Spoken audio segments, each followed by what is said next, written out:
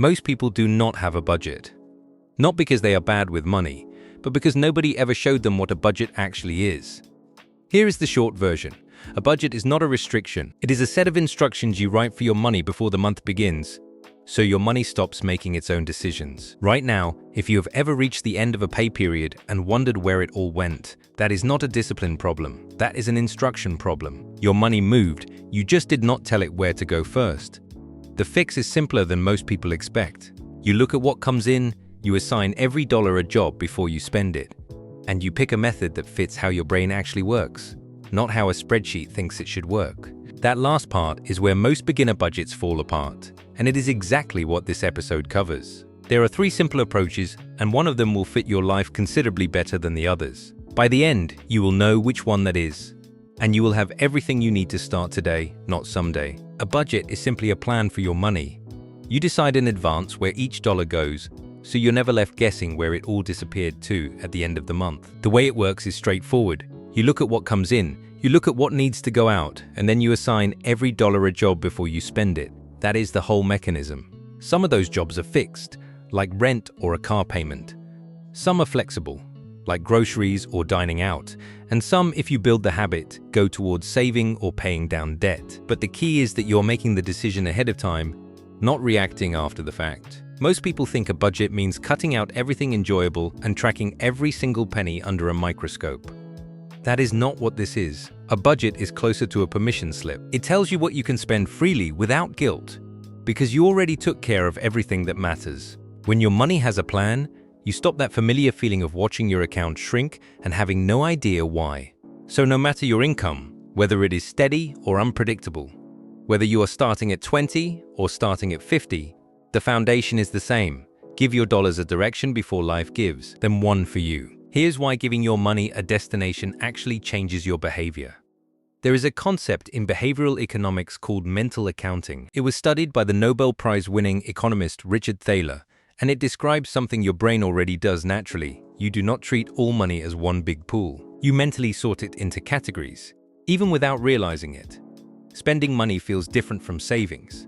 A tax refund feels different from a paycheck. Your brain creates invisible buckets, whether you want it to or not. A budget works with that tendency instead of against it. When you write down that $60 is for groceries, your brain starts treating that $60 differently than it treats money sitting in a general fund. It becomes grocery money. Spending it on something else creates a small internal friction, and that friction is protective. This is also why people who say they will just be more careful rarely follow through. Vague intentions cannot compete with a labeled category. The budget wins because it gives your brain something concrete to hold on to. So the method is not discipline, it is design. You are building a simple structure that does the hard work for you, quietly in the background every single time you check your balance and already know where every dollar is supposed to go. So you've decided you want a budget. Here's exactly where to start. Step 1. Write down your monthly take-home income. Not your salary before taxes, the actual number that lands in your account. If your income varies, add up the last 3 months and divide by 3. That average becomes your planning number. Step 2. List every fixed expense you pay each month. Rent, car payment, insurance, subscriptions. These are the non-negotiables, the numbers that don't change. Add them up and subtract them from your income. Step 3. Estimate your variable expenses. Groceries, gas, household supplies. Check your bank statements from the last 2 or 3 months to get a realistic average. Don't guess low to feel better, use the real numbers. What you have left after both of those is your flexible money. The portion you actually get to direct. That gap between income and fixed and variable costs is where your budget lives. This is already more than most people ever do. You now know what's coming in, what's committed, and what's actually available. In the next part, you'll learn how to assign that remaining money on purpose, so it stops quietly disappearing before the month is over. Now here's the rule that holds the whole thing together. Spend every dollar on paper before the month begins. That is it. Before a single purchase happens, you decide where every dollar is going. This is called a zero-based budget, and it does not mean spending everything you have. It means giving every dollar a job. Whether that job is rent, groceries, savings, or debt payoff, until nothing is left unassigned. When money has a destination before it arrives in your account, you stop making spending decisions on the fly, which is where most budgets quietly fall apart.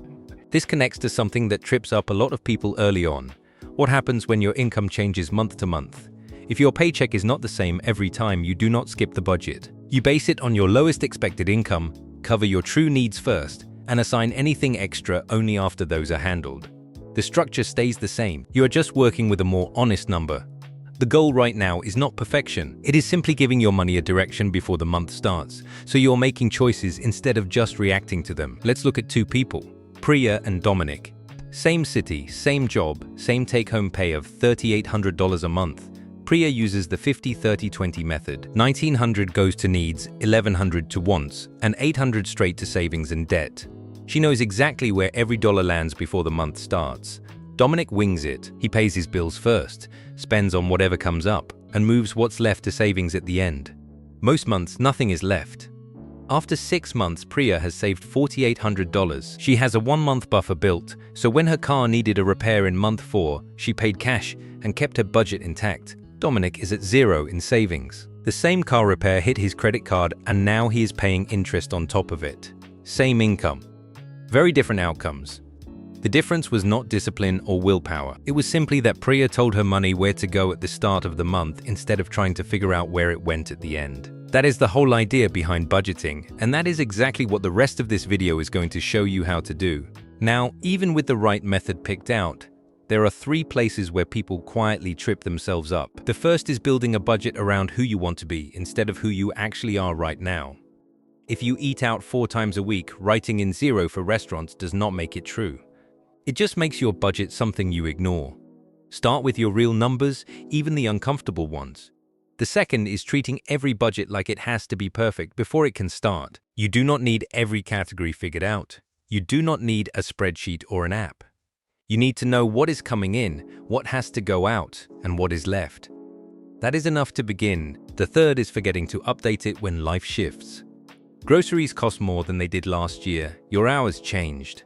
A new bill showed up. A budget that never gets touched stops reflecting your actual life, and then it stops working. A quick monthly check-in, even 5 minutes, keeps it honest. The goal here is not a perfect plan. It is a plan that actually fits your life, one you will look at again. That is what makes budgeting work, not the method you choose, but the fact that you keep showing up to it. Now, one thing worth being honest about. Budgeting gets harder when your income is unpredictable. If you freelance, work hourly shifts, or raise kids on your own with a paycheck that changes month to month, most budget advice assumes a steady salary you can plan around. That assumption can make the whole system feel like it was built for someone else. Here is what actually helps in that situation. Instead of budgeting from your income, budget from your lowest expected month. Figure out the minimum you can reasonably count on. Cover your true essentials with that number first, and treat anything above it as available to fill in the rest. It is not a perfect system, but it keeps the lights on and the plan intact even in a thin month. The real downside is this: it does take longer to feel like you're making progress. When you budget conservatively by design, building any kind of cushion is slow. That part is just true, and it is worth naming, but slow progress is still progress. And a budget that holds up when money is tight is worth more than a perfect plan that falls apart the moment your paycheck comes in lower than expected. The method matters less than finding one that works with how your life actually looks, not how you wish it looked. So here's where this fits in the bigger picture. This episode gave you the foundation. What a budget actually is, why most people avoid making one, and how to match a method to the way your brain works. That is the starting line. Your action for this week is simple. Pick one method, the 50-30 where to split, the zero-based approach or the pay-yourself-first model, and run it against last month's real numbers. Just once. You are not committing to anything permanent. You are just seeing where the money actually went. So next month you can tell it where to go instead. Coming up in this series, how to build a 1-month financial buffer from zero, how to budget when your income changes every single month, and a full reset guide for anyone who feels like they are starting too late. None of it assumes you already have this figured out. If this episode helped things click, subscribe so the next one finds you. Every video in this series builds on the last, and the next step is always closer than it feels right now.